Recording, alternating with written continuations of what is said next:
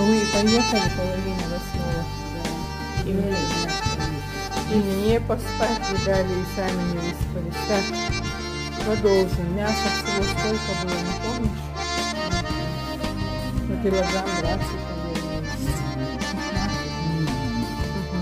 Так, мандаринчики мои любимые, маленькие. Я выбираю. Там по сколько? По 40 рублей. Наверное, от Пасхи. Когда маленькие, они такие кисленькие бывают, я люблю.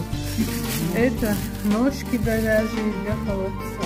Это тоже полезно. Для мамы по сколько? 250. Ага. И тогда покупали по 250. О, какие мощные лимончики. Эти мне эта женщина дала 5.